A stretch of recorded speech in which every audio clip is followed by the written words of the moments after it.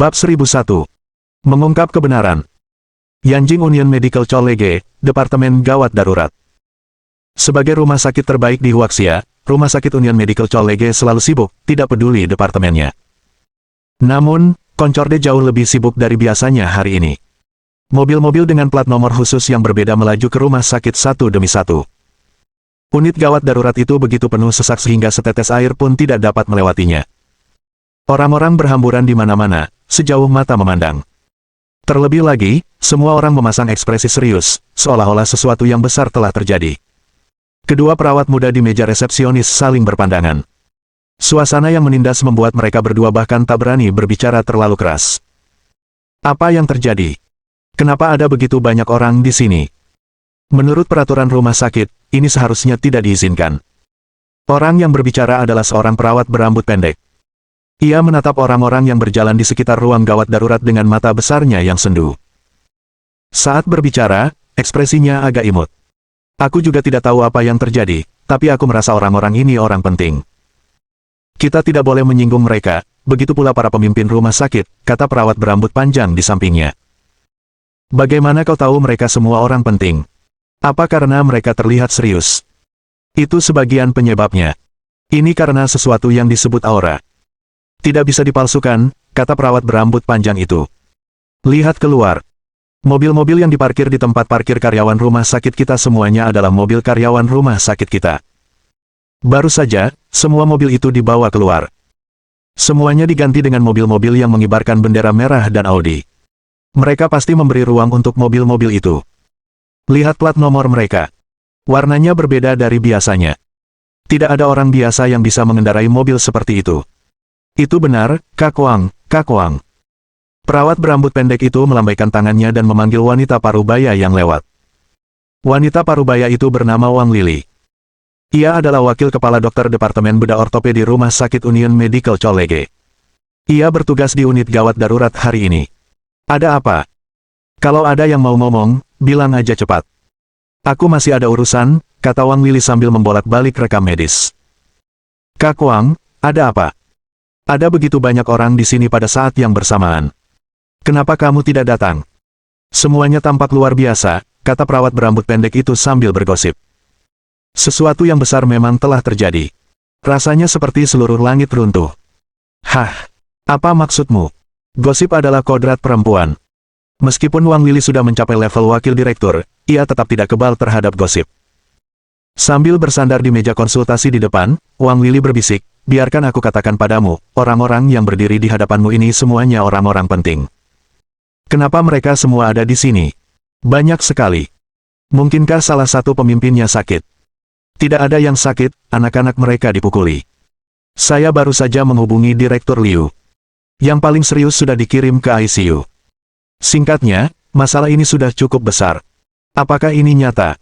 Bukankah pihak lain terlalu berani? Apalagi yang harus kukatakan? Seseorang telah menggali kuburnya sendiri, kata Wang Lili. Gila. Setelah bergosip sebentar, Wang Lili pergi. Ia tidak perlu menunggu lama karena ruang gawat darurat rumah sakit Concord sudah penuh sesak. Banyak di antara mereka merupakan keluarga korban yang terluka, sebagian lagi merupakan tamu yang memanfaatkan kesempatan untuk berkunjung. Orang-orang ini datang ke sini karena mereka berharap bisa meninggalkan kesan yang baik kepada atasan langsung mereka saat ini. Wajar saja jika unit gawat darurat rumah sakit akan berantakan. Masalah ini tidak menyebar lebih jauh dari ini. Pada saat kejadian, insiden tersebut menyebar secara daring dalam waktu singkat.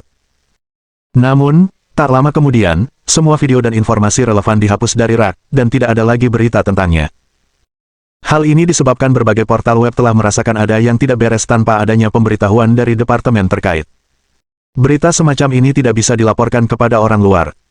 Jika ada yang menyebarkan berita bohong, mereka mungkin akan diselidiki keesokan harinya. Oleh karena itu, mereka dengan bijaksana memblokirnya untuk mencegah insiden tersebut menyebar lebih jauh. Sekitar 1 jam kemudian, kemacetan dan kekacauan mereda. Sebagian besar yang terluka mengalami patah tulang atau fraktur dengan derajat yang berbeda-beda. Mereka semua diatur untuk ditempatkan di bangsal ortopedi Departemen Rawat Inap ketiga, untuk mengurangi tekanan pada Departemen Gawat Darurat. Chen Tua, apakah putrimu sudah tiba? Orang yang berbicara adalah seorang pria parubaya. Ia tidak tinggi, tetapi sangat tinggi. Rambutnya pendek dan wajahnya gelap, membuatnya memancarkan aura yang kuat. Pria itu bernama Zhao He, ayah Zhao Mo, ibunya, Wang Dongqing, pimpinan perusahaan Huayin, juga mendampinginya. Selain itu, ayah Han Renping, Han Jinlei, ayah Gu Changchuan, Gu Peng, ayah Sun Ce, Sun Chunqiang, dan ayah Lu Xuan, Lu Yuanlin, semuanya ada di sini untuk mencari tahu apa yang telah terjadi. Di sisi lain, aura Chen Sunji sedikit lemah. Selain dirinya, hanya ada Sun Liangang di pihaknya. Ketika mereka menerima pemberitahuan itu, mereka memahami situasi umum. Penyerangnya bernama Lin Yi. Bersamanya ada Chen Yan dan Sun Xiang. Jika itu orang lain, keluarga Han, Gu, Zhao, Sun, dan Lu pasti tidak akan sebaik sekarang. Namun, karena orang yang berdiri di hadapan mereka adalah Chen Sunji dan Sun Liangang, situasinya berbeda. Di sisi lain, Chen Sunji dan Sun Liangang memiliki ekspresi jelek. Berbicara tentang kekuasaan, orang-orang di hadapannya tidak jauh berbeda darinya. Namun, keluarga mereka semua didukung oleh tokoh-tokoh berpengaruh. Selama tokoh-tokoh berpengaruh mereka tetap berkuasa, status mereka di Yanjing akan selalu lebih tinggi. Jangan terburu-buru dulu. Aku akan meneleponnya, kata Chen Sunji. Dia seharusnya segera tiba. Tepat saat Chen Sunji hendak menelepon, dia melihat putrinya dan Sun Xiang berjalan mendekat dari jauh. Ketika mereka melihat mereka berdua, ekspresi kelima keluarga itu tidak terlalu baik. Mereka tidak bisa mengendalikan emosi mereka. Meskipun orang lain yang berada di ICU, luka anak mereka juga tidak ringan. Mereka telah mengalami banyak patah tulang, dan butuh setidaknya setengah tahun untuk pulih sepenuhnya. Cepat kemari, dengus Chen Sunji. Aku sudah meneleponmu lebih dari 1 jam yang lalu. Kenapa kamu baru di sini sekarang? Kami berusaha cepat, tapi kau tahu kemacetan di Yanjing. Kami terjebak cukup lama. Chen tua, sebaiknya kita tidak membahas ini dulu. Kita tanyakan saja apa yang penting, kata ayah Han Renping, Han Jinlei. Chen Sunji mengangguk dan menatap putrinya. Ada apa? Semua orang di sini. Ceritakan semuanya secara detail. Sebenarnya, aku juga tidak tahu apa yang terjadi. Kami berdua sedang berpesta di OT Bar bersama saudara Lin. Setelah berpesta sebentar, kami merasa bosan dan ingin pergi makan. Lalu, sekelompok orang ini bergegas keluar untuk membuat masalah dengan saudara Lin. Setelah itu, mereka semua dipukuli oleh saudara Lin. Bab 1002. Terlalu berani. Kalau begitu, kenapa dia mengganggu anakku? Ada makna tersembunyi dalam kata-kata Han Jinlei. Jika Lin Yi itu baik-baik saja, putranya tidak akan menyalahkannya. Namun, ekspresi keempat keluarga yang tersisa tidak terlalu bagus. Mereka telah menebak rangkaian kejadian berikut. Mereka berempat adalah orang-orang yang menyerang, dan Lin Yi mengambil tindakan drastis, menyebabkan mereka kalah telak. Namun, keempat keluarga tersebut tidak tahu tentang Pulau Yawan. Ini sebenarnya tidak ada hubungannya dengan saudara Ping. Dia mencoba membantu, tapi akhirnya malah dipukuli. Chen Yan sangat cerdas. Sambil berbicara, ia melirik orang-orang dari 4 keluarga. Ini berhasil mengalihkan kesalahan kepada mereka. Maksudnya adalah bahwa putranya telah berbuat baik kepada mereka. Kalau memang benar-benar ingin membalas dendam pada seseorang, dia bisa mencari mereka berempat. Penjualan saham Didi sudah berita lama. Kedua belah pihak sudah berdamai sejak lama. Jika Lin Yi tidak melakukan apapun selama periode ini, saya rasa hal sebesar ini tidak akan terjadi di antara mereka. Wang Dongqing, Ibu Zhao Mo, berkata, entahlah. Pokoknya, kami sudah mencoba pergi, tapi mereka sepertinya sengaja mau cari masalah, kata Chen Yan. Dan sebelum aku bertindak, aku bahkan menelepon Suster Mi. Suster Mi menyuruh mereka berhenti, tetapi mereka tidak mendengarkan. Mereka bahkan bilang ingin menghajar kakak Lin sampai mati. Kakak Lin tidak punya pilihan selain membalas. Chen Sunji berdiri di samping dan tidak berbicara. Sebenarnya, masalah ini sangat sederhana. Zhao Mo dan yang lainnya pergi mencari masalah, tetapi akhirnya mereka dipukuli. Dalam hal tanggung jawab, Lin Yi tidak bersalah. Bahkan bisa dikatakan membela diri. Pada tingkat hukum, ia tidak akan dianggap sebagai agresor. Namun, semakin tinggi kelas sosial seseorang, semakin sedikit batasan yang dikenakan hukum kepada mereka. Belum lagi kelima keluarga di depannya, bahkan sekitar 30 keluarga di sekitarnya memiliki kemampuan mengerikan untuk memengaruhi hukum. Oleh karena itu, percuma saja mencoba menjelaskan masalah ini sekarang. Keputusan akhir bukan di tangannya. Terlepas dari siapa penyerangnya, aku akan menyuruh seseorang pergi dan membawanya ke sini sekarang. Masalah ini harus diselidiki secara menyeluruh. Orang yang berbicara adalah ayah Gu Changchuan, Gu Peng. Karena luka-luka yang dialami Gu Changchuan tergolong serius, dialah yang paling tidak tenang di antara mereka. Selain itu, Lin Yi telah menipu mereka sebelumnya, menyebabkan keluarga Gu kehilangan banyak uang. Saat ini, mereka ingin melunasi utang lama dan baru bersama-sama. Kurasa ini tidak ada hubungannya dengan saudara Lin. Lagi pula, merekalah yang ingin menyerangnya. Mereka bahkan bilang itu urusan pribadi mereka dan mereka tidak akan membalas dendam kepada keluarga mereka. Para anggota kelima keluarga itu melirik Chen Yan serentak dengan perasaan tidak senang. Baiklah, Yan, kamu sudah menjelaskan semuanya, jadi kamu bisa kembali. Chen Sunji memanggil Chen Yan ke sisinya. Chen Sunji bukanlah seseorang yang berasal dari kalangan bangsawan, fakta bahwa ia mampu mencapai posisi ini berarti latar belakangnya bukanlah orang biasa. Meskipun dia tidak sekuat kelima keluarga di depannya, mereka masih memiliki sejumlah pengaruh dan wewenang.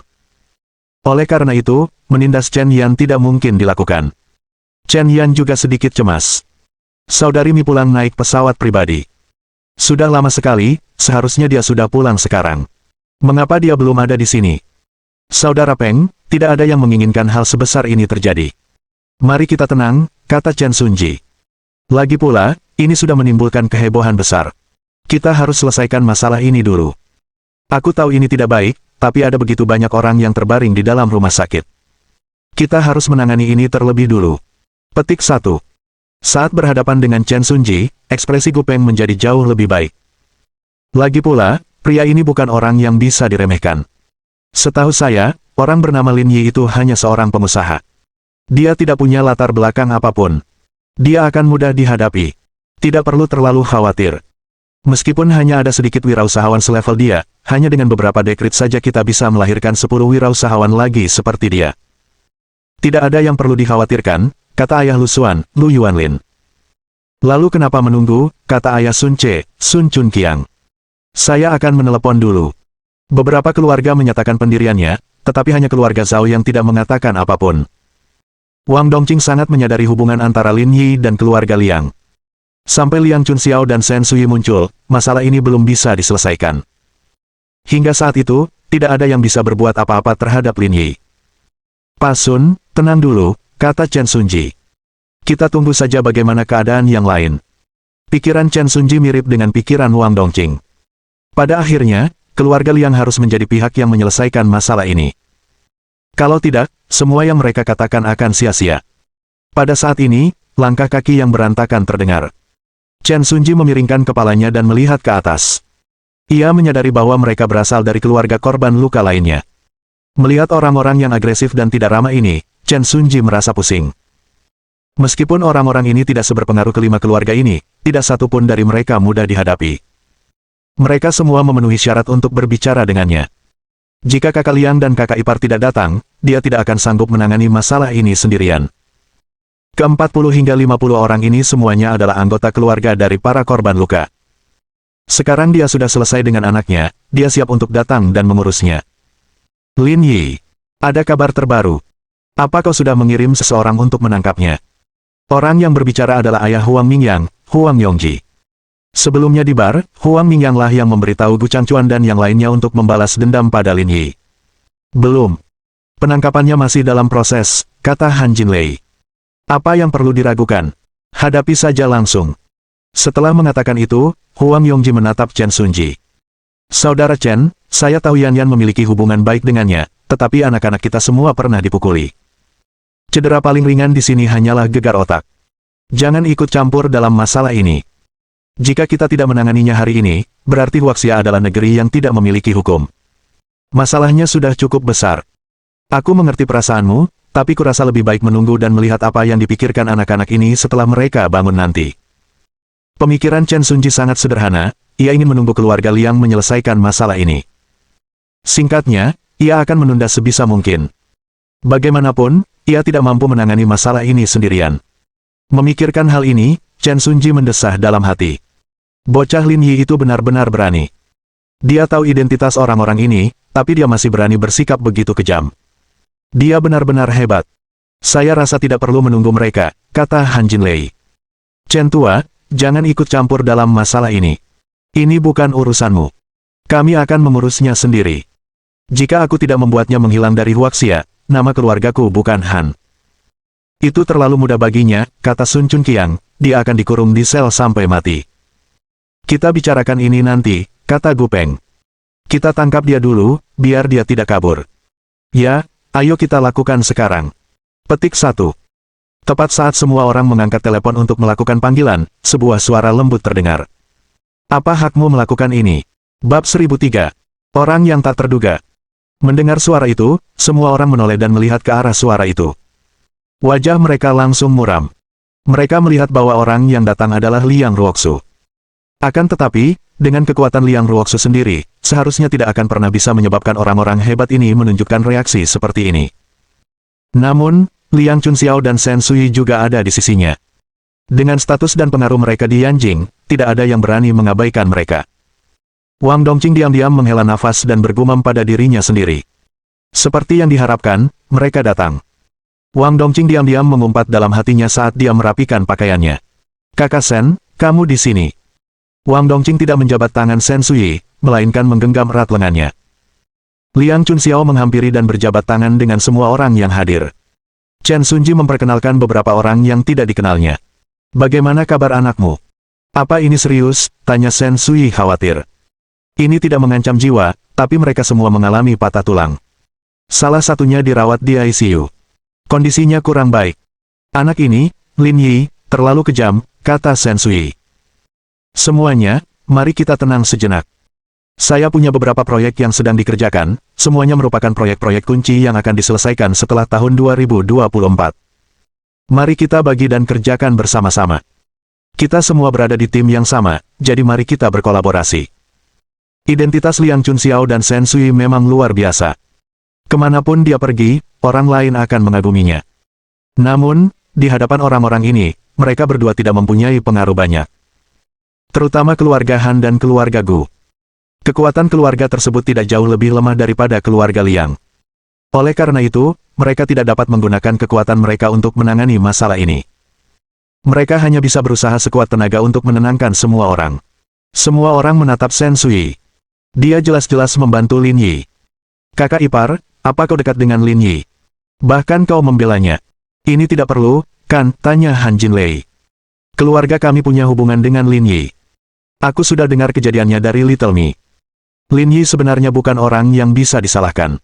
Ada begitu banyak orang di sini. Apa penting sekali siapa yang harus disalahkan?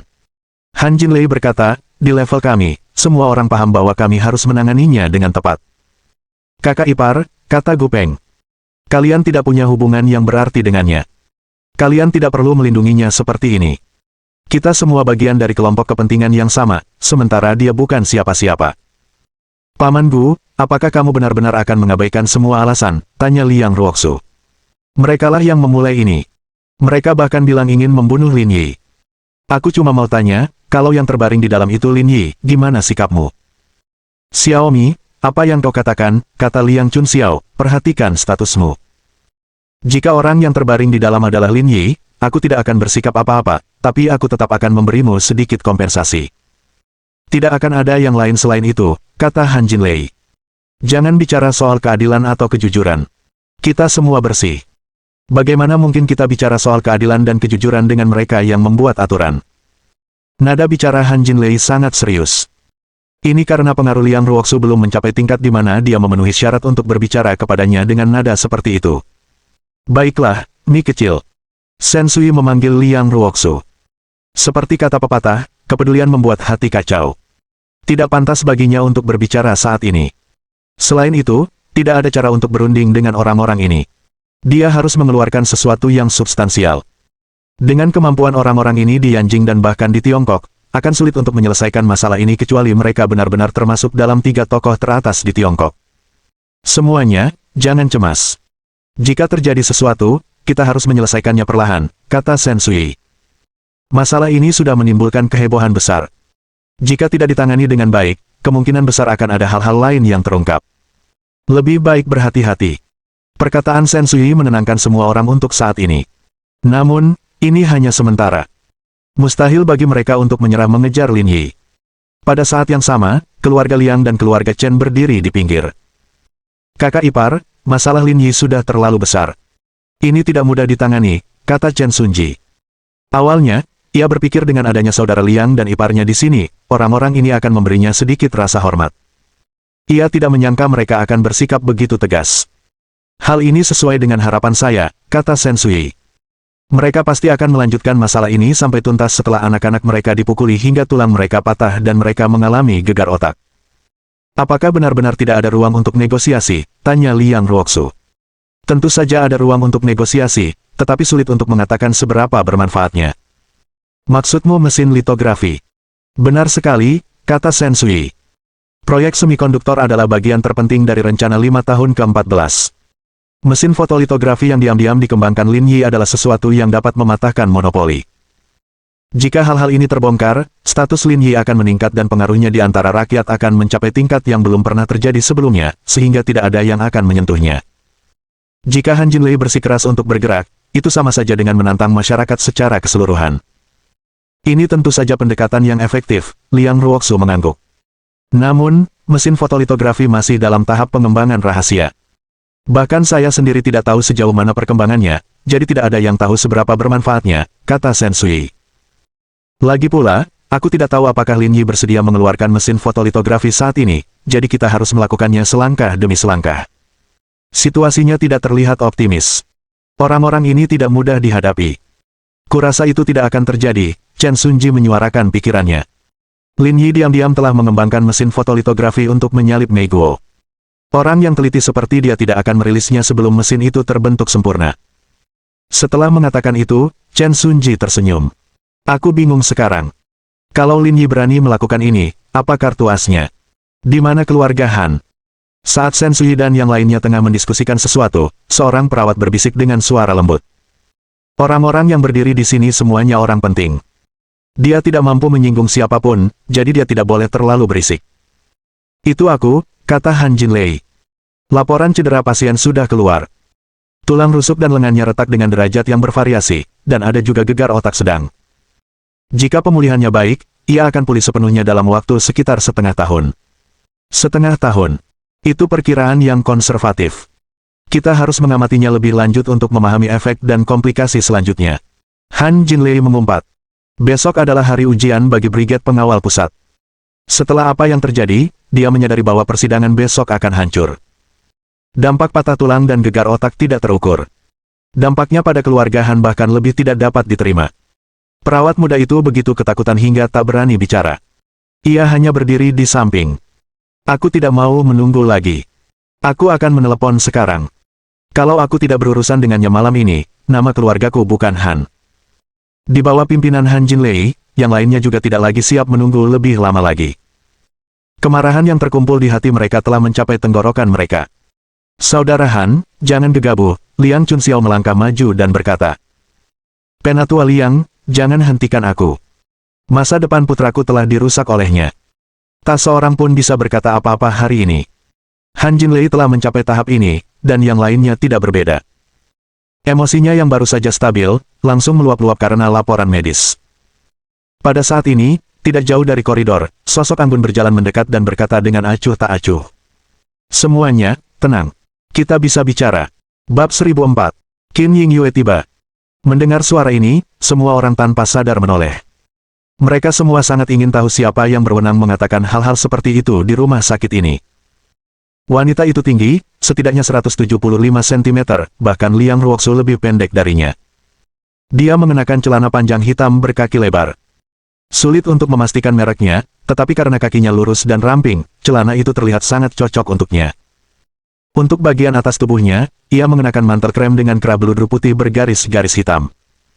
Rambutnya pendek dan sedikit bergelombang, sangat pas dengan wajah ovalnya yang menawan.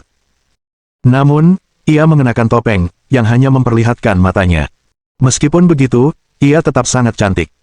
Meski begitu, dari kerutan di sudut matanya, orang bisa tahu bahwa wanita ini sudah tua. Kemunculan wanita bertopeng itu membuat semua orang bingung. Ekspresi tersenyum di matanya membuat semua orang bingung. Namun, mereka semua samar-samar merasa bahwa wanita ini tampak berbeda dari mereka, seolah-olah tidak termasuk dalam kelompok yang sama. Yang terpenting, jika masalah ini ada hubungannya dengan dia tidak akan memakai topeng saat ini. Sekarang bukan saatnya untuk tetap misterius. Sensui berdiri di samping Liang Chunxiao dan dengan hati-hati mengamati wanita yang tiba-tiba muncul. Naluri kewanitaannya mengatakan bahwa wanita ini tidak sederhana. Kalimat yang tampaknya sederhana itu mengandung keyakinan yang kuat dan menekan semua tokoh penting yang hadir. Orang biasa tidak mungkin melakukan ini, bahkan Shen Sui pun tidak memiliki kekuatan seperti itu. Siapa kau? Apa kau di sini untuk membelanya? Tanya Han Jinlei. Kalau kau benar-benar di sini untuk tujuan ini, kau hanya membuang-buang waktu. Aku akan teruskan masalah ini sampai tuntas. Sudah lebih dari 20 tahun aku tak melihatmu, tapi amarahmu masih saja membara. Sambil berbicara, wanita itu melepas topengnya, memperlihatkan wajah ovalnya yang cantik. Seolah-olah waktu tak pernah meninggalkan bekas di wajahnya. Ada aura kecantikan yang tampak semakin matang, membuatnya tampak anggun sekaligus santai. Saat wanita itu melepas topengnya, ekspresi beberapa orang tetap sama, yang lain menatap tajam, dan yang lain masih terkejut. Shen Sui adalah salah satu yang terakhir. Kakak Yue. Suster Yue. Liang Ruoxu tercengang. Selama bertahun-tahun, ibunya selalu tenang dan anggun. Ia selalu menegakkan kepalanya di depan semua orang. Mengapa ia kehilangan ketenangannya hari ini?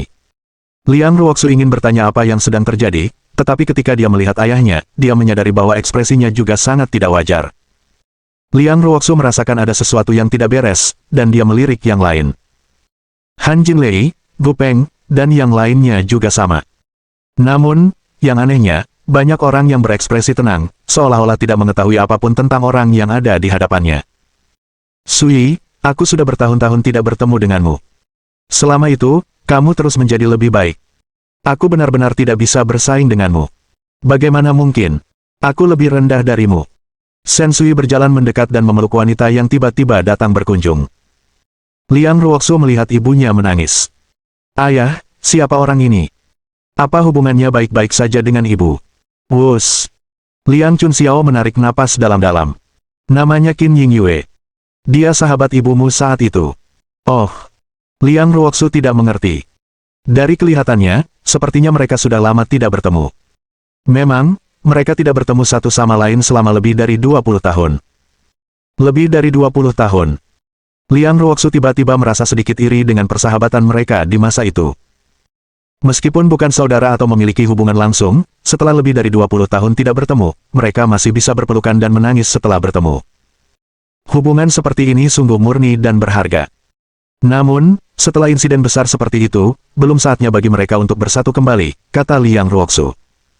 Bibi ini pasti sangat tangguh jika dia sampai di sini. Dia di sini untuk Lin Yi. Untuk Lin Yi. Apakah dia mampu menangani ini? Jika iya, seharusnya aku pernah mendengar tentangnya sebelumnya. Saya tidak yakin apakah dia punya kemampuan untuk menangani masalah ini, tapi dia jelas punya kualifikasi untuk mencobanya, kata Liang Chunxiao. Karena dia ibu kandung Lin Yi. Begitu kata-kata itu terucap, kepala Liang Ruoxu berdengung seolah meledak. Ia tak percaya apa yang dilihatnya.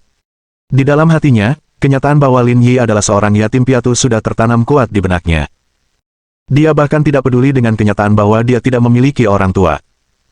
Sekarang, ibu kandungnya tiba-tiba muncul di sini. Kejadian ini sungguh tak masuk akal. Ibu Lin Yi benar-benar mengenal ibunya.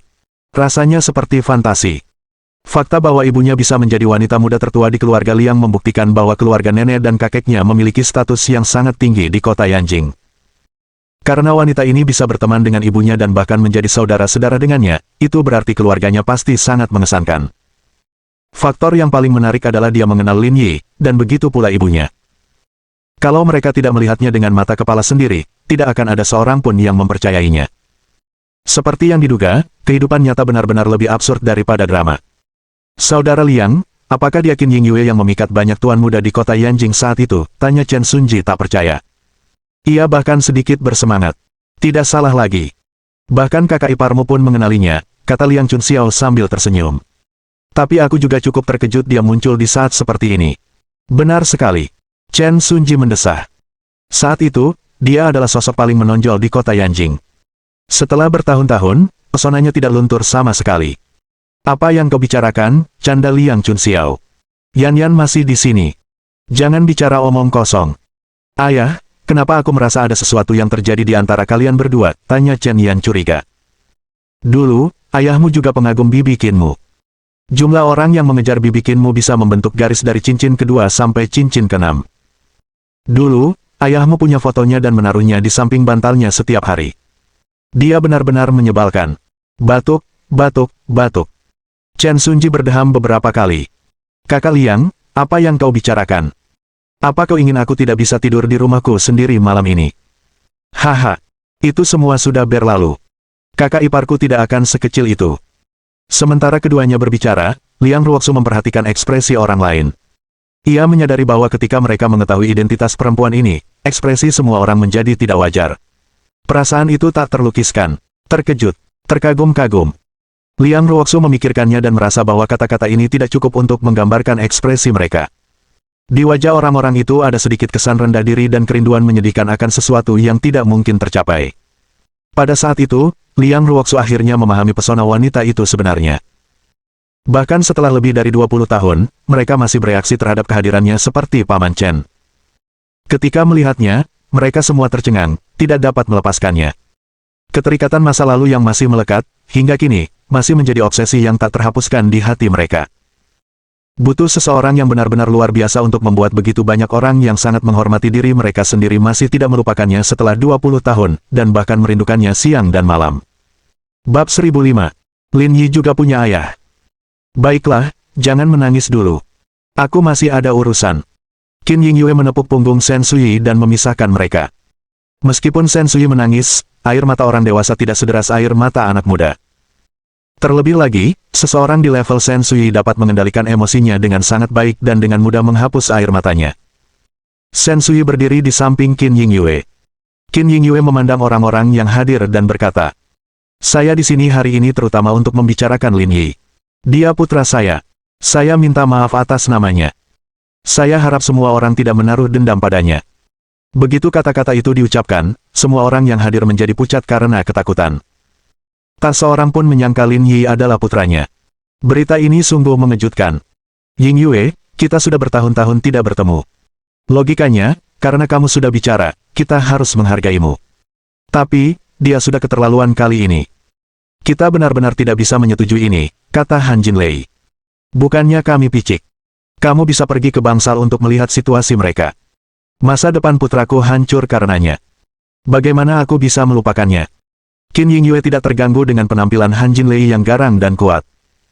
"Aku tahu sedikit tentang masalah ini. Biarkan anak-anak menyelesaikan urusan mereka sendiri.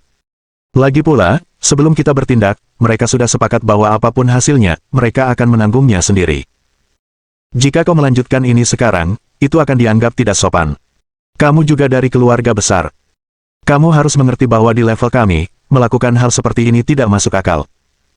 Tatapan Qin Yingyue tertuju pada Han Jinlei, kali ini tidak selembut sebelumnya. "Dari apa yang kau katakan, sepertinya kau tidak mau berargumen denganku. Sekalipun dia anakmu, kau harus memberiku penjelasan untuk ini." "Benar sekali.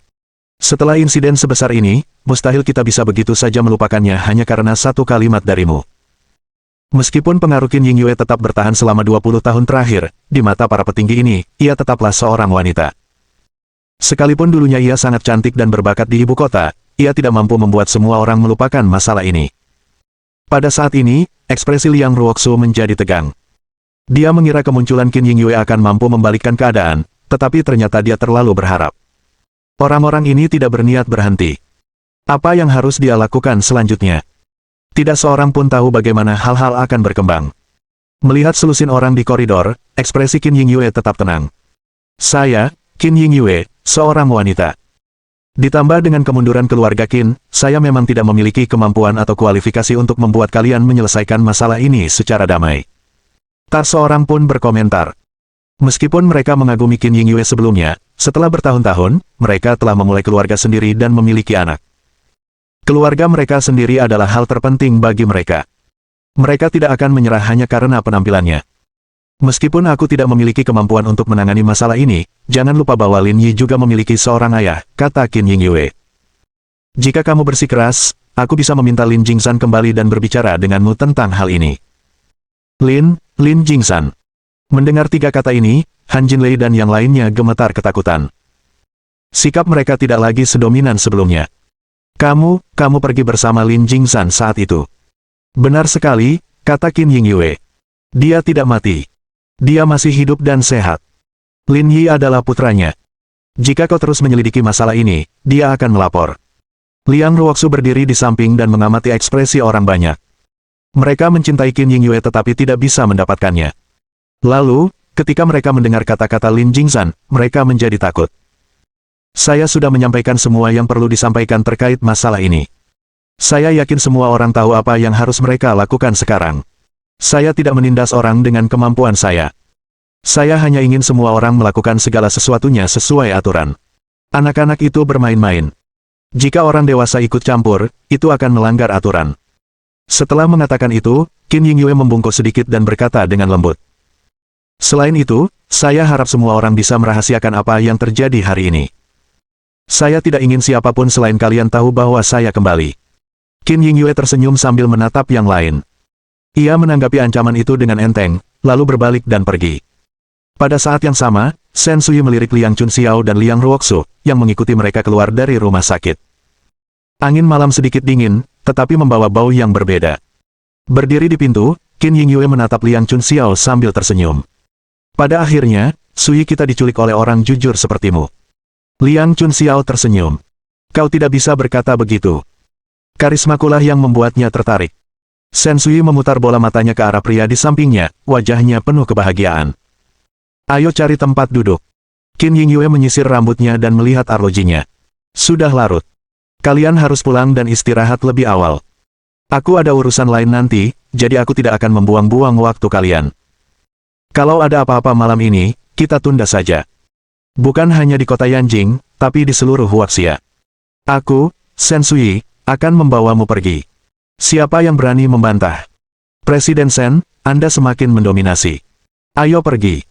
Kita cari tempat duduk sebentar. Perutku penuh dengan kata-kata yang ingin kuceritakan padamu. Kamu sudah mengundangku. Kalau aku tidak setuju, aku akan dianggap tidak menghormatimu.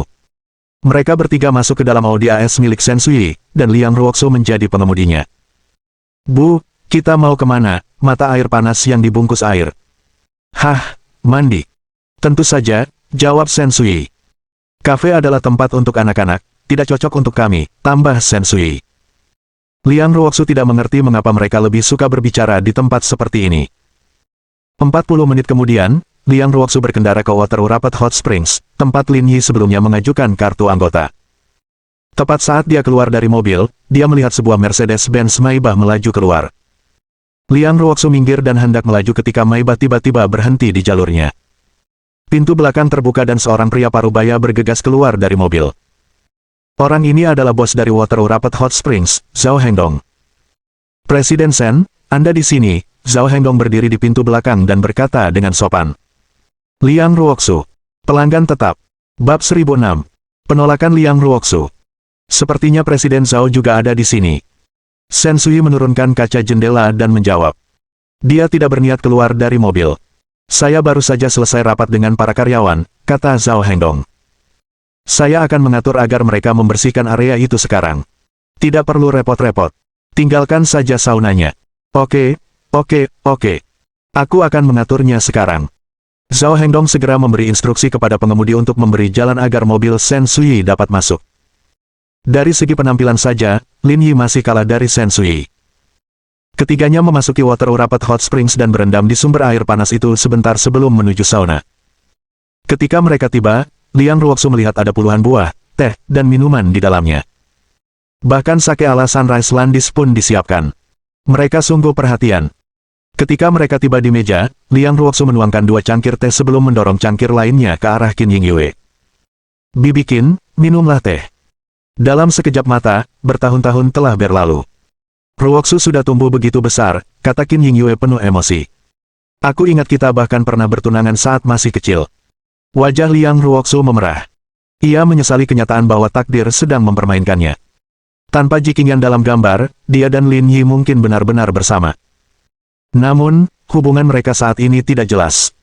Tidak ada yang bisa menjelaskannya. Benar sekali. Bertahun-tahun telah berlalu dalam sekejap mata. Mereka sudah dewasa, dan sekarang kita sudah tua. Shen Sui mendesah. Sedangkan kamu menghilang semalaman waktu itu. Kemana saja kamu selama ini? Apakah kamu bersama Lin Jingzan? Qin Yingyue tersenyum getir. Bagaimana mungkin? Bagaimana mungkin orang seperti dia, yang menganggap 4 lautan sebagai rumahnya, bisa hidup damai? Itulah mengapa terkadang aku iri padamu. Liang Chunxiao jujur dan berbakti. Dia cerdas tapi bodoh. Dia juga berbakti padamu. Seberapa hebat itu? Kau memang bilang begitu, tapi kalau kau harus memilih lagi, kau tetap akan memilih Lin Jingsan. Dia memang sangat sulit ditolak, kata Sensui. Tapi aku benar-benar ingin tahu kemana saja dia selama ini. Dunia ini luas sekali. Tidak banyak tempat yang layak dikunjungi. Dia tidak semisterius yang kau kira. Dia juga berkeliling dunia. Saat aku ingin menemuinya, dia akan kembali atau aku mungkin akan pergi menemuinya. Dia mungkin orang yang liar, tapi dia bukan orang yang menelantarkan istri dan anak-anaknya. Karena itu, aku terbiasa dengan hubungan unik kami. Aku bahkan cukup menyukainya. Kau yang asli tidak seperti ini. Aku ingat kau pernah bilang padaku bahwa kau juga ingin menemukan orang yang jujur dan menjalani kehidupan yang stabil. Kau bahkan bilang kalau nanti sudah tua, kau akan menemukan tempat yang indah dan beternak ayam. Namun, hidupmu saat ini benar-benar bertolak belakang dengan apa yang dulu kau inginkan. Saat itu, Sensui tersenyum. Sekarang, aku bahkan tidak tahu hidup seperti apa yang kau inginkan. Seandainya saja manusia bisa memilih hidup mereka. Terlalu banyak hal yang tak bisa mereka kendalikan. Qin Yingyue memutar cangkir tehnya, putaran demi putaran, seperti lingkaran pertumbuhan pohon. Pohon itu kehilangan kepolosan masa mudanya, menanggalkan cita-cita luhur masa muda, dan memikul beban jalan panjang di depannya. Sang bidadari air pun berubah wujud, mengubah apa yang tadinya luasnya lautan bintang menjadi kenangan dan duka belaka yang terkubur dalam-dalam di lubuk hati. Aku ingat saat itu, kita berdua merangkak ke tempat tidur setelah mandi. Lalu, kita menyalakan lampu minyak dan berbisik satu sama lain. Kau bertanya tipe pria seperti apa yang kusuka, dan aku menyebutkan banyak persyaratan. Saat itu, aku masih yakin bahwa aku, Qin Yingyue, pasti akan menemukan pria seperti itu, menikahinya, dan memiliki anak dengannya. Namun, cinta itu ajaib. Ketika kau bertemu seseorang yang kau sukai, dia tidak memenuhi persyaratan apapun yang kau tetapkan untuk belahan jiwamu, tetapi kau akan tetap seperti ngengat yang tertarik pada api. Liang Ruoxu mengisi ulang setengah cangkir teh untuk Qin Yingyue dan mendengarkan cerita mereka dengan tenang. Seolah-olah dia berbicara tentang diri Liang Ruoxu saat ini. Tapi setelah bertahun-tahun, apakah kamu tidak pernah berpikir untuk menangkapnya dan menjalani kehidupan yang damai? Bukannya aku tidak memikirkannya, tapi... Qin Yingyue menghela napas. Tetapi jika orang seperti dia tidak bebas, bagaimana ia bisa menjalani hidupnya yang penuh kesenangan dan kebenaran? Karena itu, saya terpaksa membiarkannya begitu saja. Liang Ruoxu dan Sensui berhenti bicara. Tak seorang pun di antara mereka punya hak mengomentari hal ini, jadi tidaklah pantas bagi mereka untuk mengatakan apapun. Bagaimana denganmu? Bagaimana kamu bisa bertahan selama bertahun-tahun ini? Ketika saya mengirimnya ke Blue Sky Welfare Institute saat itu, saya pikir hubungan kami sebagai ibu dan anak akan selamanya putus. Petik 1. Qin Yingyue menarik napas dalam-dalam. Liang Ruoxu memperhatikan sudut matanya basah. Tapi, hal semacam ini seperti kecanduan. Benar-benar tidak bisa dihentikan. Itulah sebabnya saya menghabiskan sebagian besar waktu saya di Yangcheng selama ini. Kadang-kadang, saya berpura-pura menjadi pejalan kaki dan berjalan-jalan di sekitar panti asuhan beberapa kali. Saya sering melihatnya bermain dengan anak-anak lain.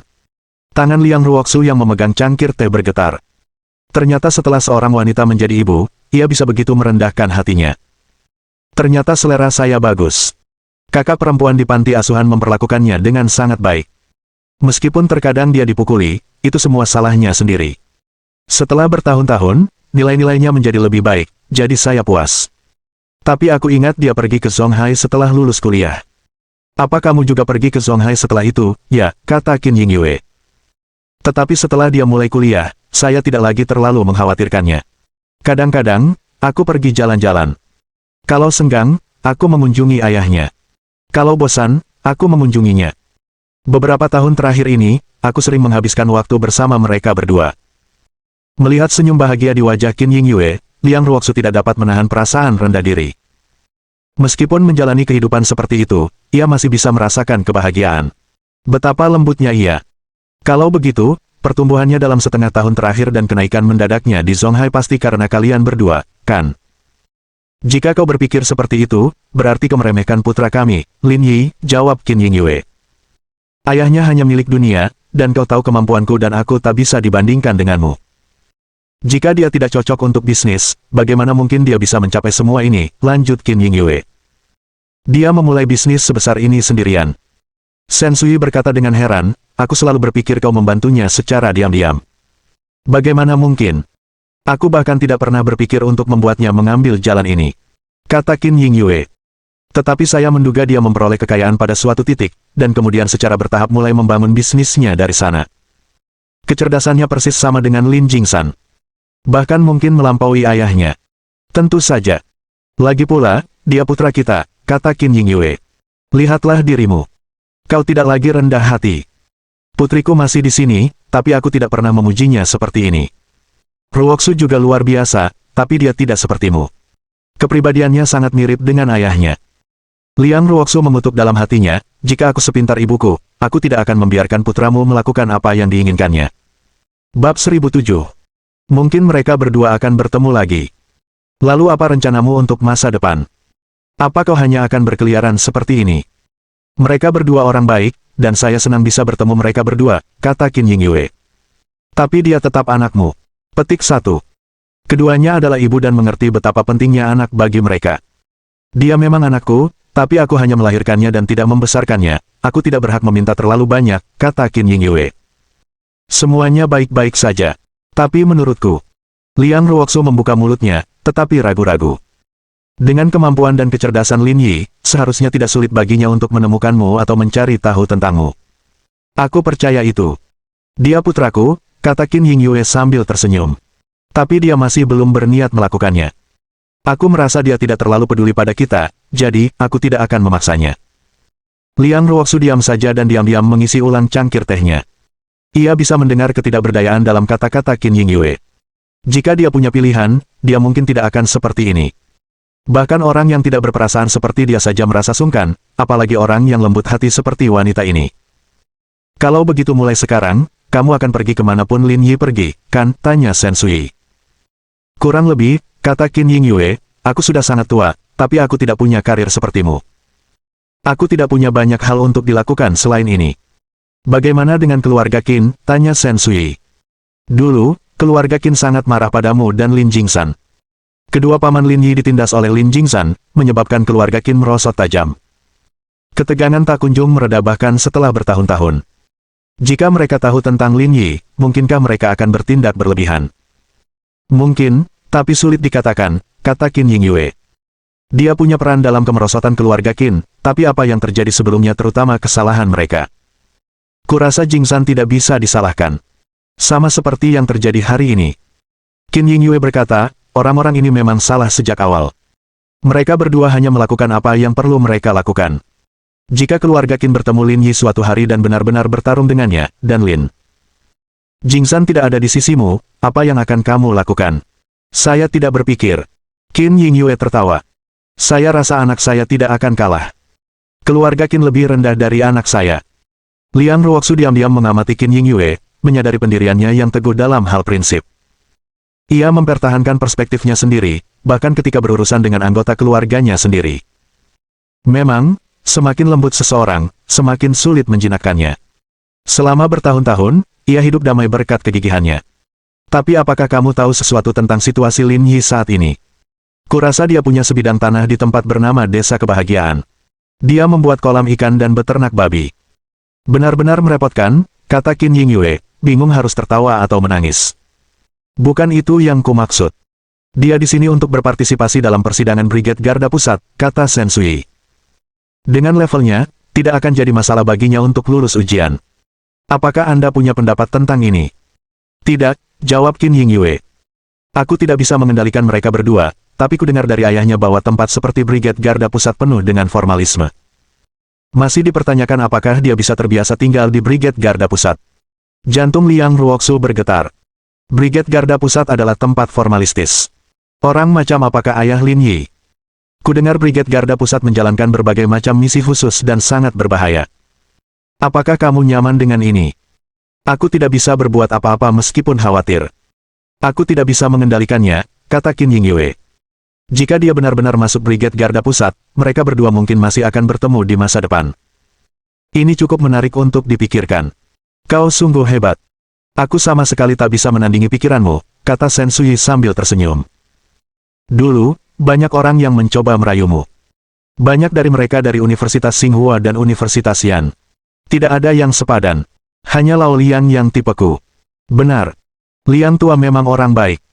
Mereka bertiga mengobrol hingga mencapai topik yang lebih dalam. Akhirnya, Liang Ruoksu tak tahan lagi, ia meringkuk di samping dan tidur. Sementara itu, Qin Yingyue dan Shen Sui mengobrol hingga lewat pukul 3 pagi. Keesokan paginya, Lin Yi meregangkan tubuhnya sambil linglung sementara Li Chuan dengan tenang duduk di sampingnya dan mengenakan pakaiannya. Apakah aku mengganggu sesuatu? Tidak, aku ada urusan hari ini, aku akan keluar nanti. Lin Yi berdiri, apakah kamu ada rapat hari ini? Ada kuliah di Union College. Awalnya aku tidak mau pergi, tapi dosenku memanggilku waktu itu. Jadi, aku harus mampir sekarang, kata Li Chuan. Berapa hari Anda akan tinggal di Yanjing kali ini?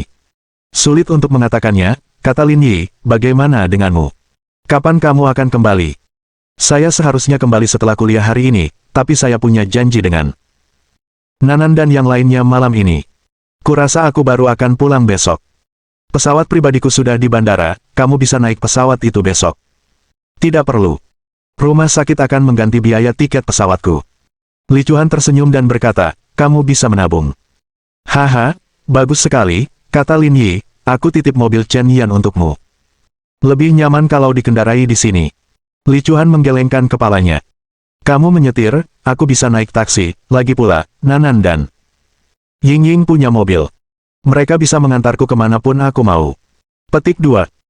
Jadi kamu akan duduk di mobil orang lain sambil melakukan kegiatanmu sendiri. Itu lebih baik. Li Chuan tersenyum lembut. Nanti ada urusan. Cepat ganti baju. Jangan sampai terlambat. Tentu saja. Setelah mereka berdua selesai mandi, mereka pergi ke hotel untuk makan. Sambil makan, Lin Yi membuka email di ponselnya. Tao Cheng sebelumnya telah mengirimkan email ini kepadanya. Email tersebut berisi informasi dasar tentang pelatihan uji coba. Rincian yang paling penting adalah waktu dan tempat. Waktu, 9 pagi. Lokasi, Pangkalan Pelatihan Tongzu 845. Setelah makan, Lin Yi dan Li Chuan berpisah dan pergi. Kemacetan lalu lintas di Yanjing melampaui ekspektasi Lin Yi. Perjalanan sejauh 20 km itu memakan waktu 40 menit, dan dia baru menempuh setengah perjalanan. Hal ini membuat Lin Yi sangat bingung. Kring kring kring. Ponsel Lin Yi berdering.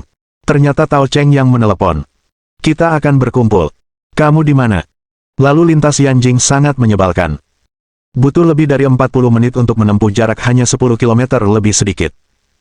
Ini tidak akan berhasil, sobat. Yah. Tao Cheng berhenti sejenak. Lalu lintas Yanjing terkenal macet di seluruh negeri. Seharusnya kau berangkat setidaknya setengah jam lebih awal. Bagaimana kalau aku terlambat? Apa itu akan jadi masalah besar? Aku akan memberikanmu kata-kata yang baik, tapi cepatlah. Pangkalan Pelatihan 845 adalah pangkalan pelatihan dasar Brigade Garda Pusat. Beberapa pelatihan umum akan dilakukan di sini. Biasanya, mereka akan menjalani pelatihan lapangan di kompleks ini. Ada lebih dari 30 orang berdiri di depan gedung pelatihan. Tao Cheng dan Wang Bingyu, yang pernah ditemui Lin Yi sebelumnya, juga ada di antara mereka. Sudah hampir jam 9. Dia belum datang. Dia pikir Brigade Garda Pusat itu tempat apa? Bab 1008. Jangan terlambat. Wanita yang berbicara itu mengenakan celana jeans dan sepatu Doc Marten. Dia mengenakan jaket kulit hitam dan kacamata hitam. Dia tampak sangat flamboyan. Nama wanita itu adalah Qiu Yuluo, dan dia adalah pemimpin tim kedua Brigade Garda Pusat. Dia dari Zonghai. Dia tidak tahu banyak tentang lalu lintas di Yanjing, jadi dia tidak memperhitungkan waktu. Dia terjebak di jalan, kata Tao Cheng. Aku sudah mendesaknya tadi. Dia seharusnya segera datang. Qiu Yuluo melihat arlojinya. Kalau dia tidak datang sebelum jam 9, kami akan menolak orang ini. Dia terlalu bandel. Wang Bingyu berdiri di samping dan tidak berkata apa-apa. Ia hanya mengerucutkan bibirnya. Setelah tahun baru, emosi ketua timnya semakin menjadi-jadi. Ia mungkin bertengkar lagi dengan pacarnya. Ketua tim, itu tidak baik. Lin Yi direkrut khusus oleh Brigade Garda Pusat. Jika kau melakukan ini, ketua tim yang lain mungkin akan keberatan. Jika ada yang keberatan, sampaikan saja padaku, kata Qiu Yuluo. Saya ulangi lagi. Kami akan mengikuti aturan dengan ketat. Kalau dia tidak datang sebelum jam 9, ya sudah tidak perlu datang sama sekali. Ayolah, Yuluo, kudengar pria bernama Lin Yi itu cukup tampan. Kalau kau tidak menginginkannya, tim kami akan menerimanya. Tidak ada alasan untuk memecatnya tanpa alasan yang jelas. Orang yang berbicara bernama Ning Che, dan dia adalah pemimpin tim ketiga Brigade Pengawal Pusat. Ning Che memiliki wajah khas selebritas internet, tetapi ia tidak memakai riasan apapun. Ia bisa dibilang memiliki kecantikan alami. Ia tidak berpakaian seperti Qiu Yuluo yang tampak gagah berani dan heroik. Sebaliknya, ia mengenakan legging hitam tebal dan mantel kasmir hitam. Ia bahkan mengenakan sepatu hak kecil. Ditambah dengan rambut bergelombang dan bibir merahnya, ia berpakaian seperti bajingan. Kali ini rekrutmen Brigade Garda Pusat ditujukan untuk tim 2 dan tim 3. Dalam operasi sebelumnya, kedua kelompok telah menderita kerugian besar. Total 13 orang tewas, dan 2 pemimpin tim mereka dipromosikan setelahnya. Dibandingkan dengan tim 1 dan tim 4, kekuatan mereka secara keseluruhan jauh lebih lemah. Oleh karena itu, perekrutan ini dapat dianggap sebagai cara untuk mengisi kembali kekuatan tempur mereka. Saya instruktur utama persidangan ini. Yang ingin saya lakukan bukanlah agar Anda ikut campur, kata Qiu Yuluo. Rekrutmen ini memiliki total 36 posisi, dan 35 diantaranya tiba 20 menit lebih awal dan tepat waktu. Mereka yang kurang disiplin dan tidak disiplin tidak dibutuhkan di Brigade Garda Pusat. Tim 2 Qiu Yuluo telah kehilangan total 9 orang dalam operasi tersebut. Sebagian besar peserta pelatihan yang berhasil akan dipindahkan ke tim kedua, sehingga ia menjadi instruktur utama. Prinsip hukum seharusnya tidak mengabaikan emosi manusia. Hanya karena pacarmu tidak menjagamu tadi malam, tidak adil melampiaskan amarahmu pada para pendatang baru ini. Bukankah itu terlalu berlebihan, kata Ning Che sambil tersenyum, tanpa menunjukkan rasa takut pada Qiu Yuluo. Mereka berdua telah memasuki Brigade Garda Pusat 3 tahun lalu. Namun, mereka selalu berselisih dan tidak tahan satu sama lain. Hal yang sama juga terjadi hari ini. Ini aturan saya. Kalau kalian tidak puas, bicaralah dengan pemimpin. Jangan bicara seperti itu kepada saya. Ada alasan mengapa Qiu Yuluo marah. Karena Qiu Dongnan, yang dipukuli Lin Yi tadi malam, adalah saudaranya. Setelah memahami seluk-beluk masalah ini, dia juga mengetahui bahwa Lin Yi tidak dapat disalahkan dalam hal ini. Wajar saja jika dia merasa tidak nyaman jika adik laki-lakinya dipukuli. Namun, tidak ada seorang pun yang tahu tentang ini. Tidak ada yang mengerti mengapa Qiu Yuluo begitu marah. Mereka hanya mengira kalau menstruasinya akan segera tiba atau dia baru saja bertengkar dengan pacarnya. Ketua tim, level Lin Yi sebenarnya sangat tinggi. Sayang sekali kalau aku menolaknya begitu saja. Sejak pertama kali melihat Lin Yi, Tao Cheng merasa bahwa dia sangat menarik dan ingin merekrutnya ke dalam tim. Selain itu, dalam misi sebelumnya, tim kedua kita menderita kerugian besar. Kekuatan kita secara keseluruhan lebih rendah daripada tim ketiga. Pemimpin juga bermaksud memindahkan Lin Yi ke tim kedua kita. Ini semua adalah hadiah yang dikirim langsung ke rumah kita. Kita tidak seharusnya menolaknya. Aku tidak mau dengar alasan lain. Ini aturanku. Tidak ada gunanya dia datang setelah jam 9. Ada alasan mengapa sikap Qiu Yuluo begitu pantang menyerah. Di mata mereka semua, Brigade Garda Pusat adalah tempat yang sangat sakral. Layaknya orang biasa memandang pegawai negeri sipil. Mereka semua sangat ingin masuk. Oleh karena itu, dia juga meremehkan sikap acuh tak acuh Lin Yi saat ini. Jika memungkinkan, dia tidak ingin Lin Yi bergabung dengan mereka. Kalau begitu aku akan menyerbunya lagi. Melihat sikap Qiu Yuluo yang belum melunak, Tao Cheng tak bisa berkata apa-apa lagi. Ia hanya bisa menelepon Lin Yi dan mengingatkannya untuk datang sebelum pukul 9. Kakak Cheng, jangan panggil dia. Kamu tahu lalu lintas di Yanjing. Aneh kalau dia bisa buru-buru, kata Wang Bingyu. Meskipun dia cukup tampan, otaknya sepertinya agak abnormal. Kalau aku jadi rekan satu tim dengan orang seperti itu, aku mungkin akan tertipu olehnya. Jangan menilai orang dari penampilannya. Kemampuannya sudah jelas. Saya akan menelepon dulu untuk menanyakan situasinya. Setelah itu, Tao Cheng memanggil Lin Yi. Kamu ada di mana? Aku juga tidak terlalu yakin. Ada gedung-gedung tinggi di sekitar sini. Aku sedang berkendara ke arahmu. Kalau begitu cepatlah. Kamu harus sampai di sana sebelum jam 9, atau kamu akan kehilangan hak untuk mengikuti sidang. Hah? Seketat itukah? Kita tidak punya pilihan. Ketua tim kita sudah bicara. Dia bilang aturan tidak boleh dilanggar. Apakah ketua timmu sedang menstruasi? Apa dia akan mati kalau aku terlambat beberapa menit saja? Ini terlalu sok. Ini. Tao Cheng tidak tahu harus berkata apa. Kita tidak usah bicara yang lain. Cepatlah. Kami semua menunggumu. Baiklah, mengerti. Kakak Cheng, apa yang dia katakan? Tanya Wang Bingyu penasaran. Anak-anak seharusnya tidak bertanya hal-hal yang tidak perlu mereka ketahui jawabannya.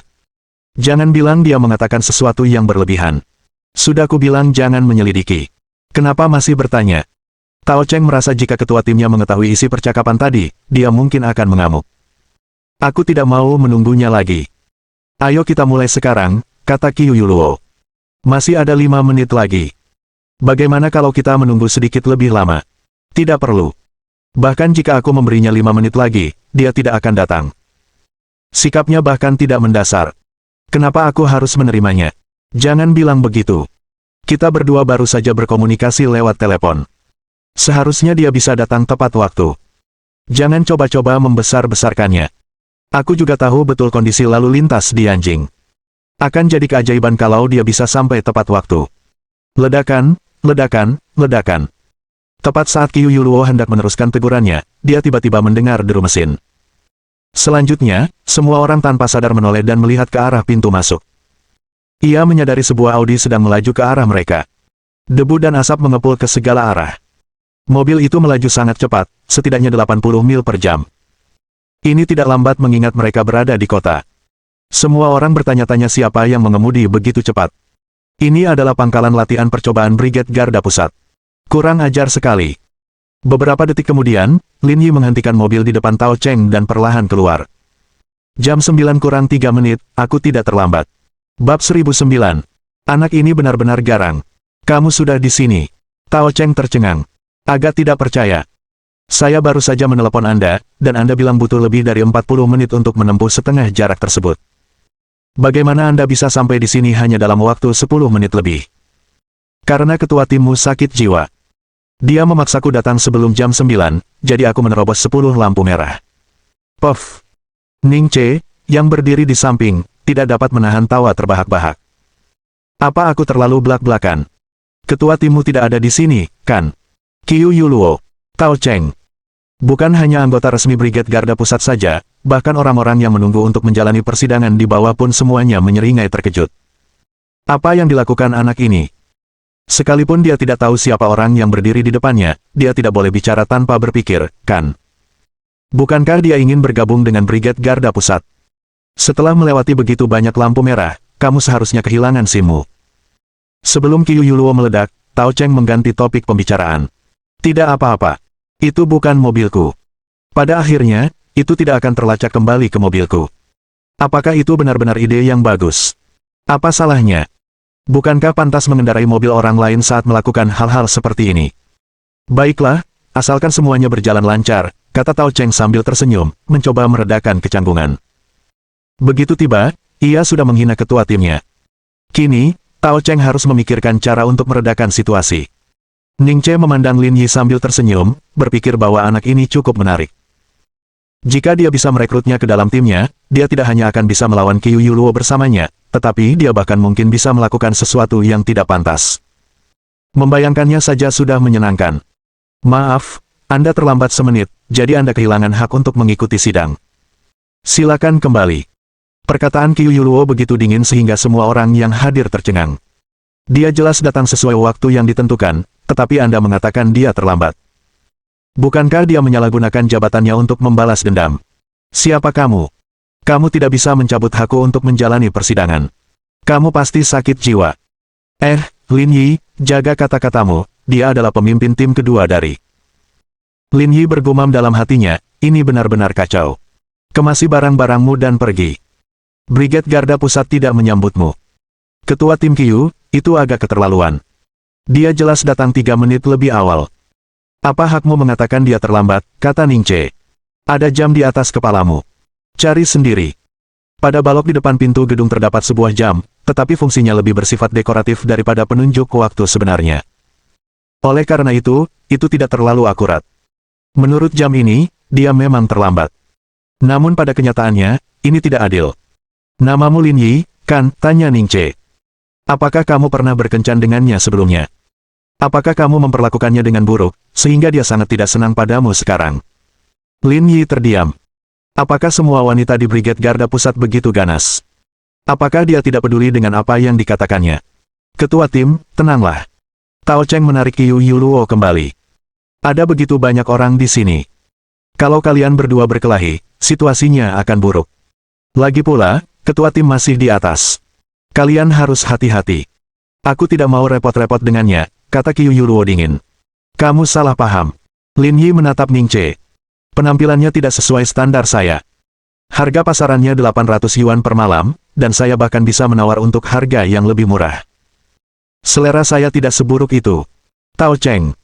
Bagaimana Anda bisa menawar sampai harga itu? Apakah dia gila? Ucapkan lagi, kata Qiu Yuluo. Sama saja kalau aku mengulanginya. Lin Yi menatap Tao Cheng. Kalau aku tahu ada orang sebodoh itu di Brigade Garda Pusatmu, aku pasti tidak akan kembali. Dia seperti orang gila. Setelah berkata begitu, Lin Yi masuk ke mobil dan pergi. Melihat lampu belakang Lin Yi, semua orang yang hadir tercengang. Dia langsung memarahi ketua tim begitu dia muncul. Anak ini terlalu mudah tersinggung. Bahkan Ning Che merasa bahwa emosi Lin Yi tidak mudah dikendalikan. Dari sikapnya barusan, jelas bahwa dia benar-benar tidak menganggap serius Brigade Garda Pusat. Suasana di depan gedung itu hening. Meskipun Qiu Yuluo marah, ia lebih malu daripada yang lain. Di hadapan para anggota sidang ini, dia masih merasa lebih unggul. Namun, di mata orang luar, tidak ada yang istimewa tentangnya. Sidang belum dimulai, tetapi ia sudah dimarahi. Tak seorang pun akan bisa menerimanya. Kenapa kalian semua menatapku? Kita sedang mengadakan ujian pelatihan, kata Qiu Yuluo dingin. Ekspresi Tao Cheng berubah. Meskipun sayang sekali Lin Yi telah pergi, tidak ada lagi yang bisa dikatakan saat ini. Yang lebih penting adalah memulai tes sesegera mungkin. Ketua tim Qiu, Ketua tim Ning, Direktur Liu ingin kalian naik. Tepat saat persidangan hendak dimulai, seorang anggota Brigade Garda Pusat berlari keluar gedung dan berkata kepada mereka berdua. Baiklah, kami mengerti, jawab Qiu Yuluo. Lalu, ia menatap Tao Cheng dan berkata, kalian yang bertanggung jawab atas persidangannya. Aku akan naik dan melihat apa yang mereka inginkan. Qiu Yuluo dan Ning Che berjalan memasuki gedung satu demi satu. Pada saat yang sama, di sebuah kantor di lantai 3, dua pria parubaya sedang minum teh dan berbicara. Salah satunya agak gemuk dan tidak tinggi. Perutnya membuatnya tampak seperti sedang hamil 6 bulan. Semua gambaran pria parubaya yang berminyak tercermin dalam karakternya. Nama pria itu Liu Hong.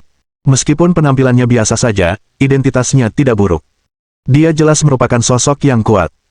Di Brigade Garda Pusat terdapat 8 tim, di antara tim-tim ini, 4 tim pertama merupakan unit tempur yang bertanggung jawab atas misi ofensif, melaksanakan tugas-tugas paling berbahaya. Liu Hong bertanggung jawab atas penempatan tugas khusus dan komando keseluruhan dari keempat tim ini, dan dia sangat cakap. Di kantor itu juga duduk seorang pria ramping di sofa. Namanya Cao Jiadu. Seperti Liu Hong, ia tidak menarik. Penampilannya seperti pakar ilmiah pada umumnya. Dia bertanggung jawab atas kelompok 5 hingga 8 dan memimpin eksplorasi dan penelitian ilmiah Tilia. Liu tua, apa kau sudah dengar kejadian semalam? Tanya Cao Jiadu. Maksudmu perkelahian di luar bar tadi malam? Benar sekali. Anak Lin Yi ini benar-benar berani. Dia menghajar lebih dari 30 orang sekaligus, dan semuanya berasal dari halaman.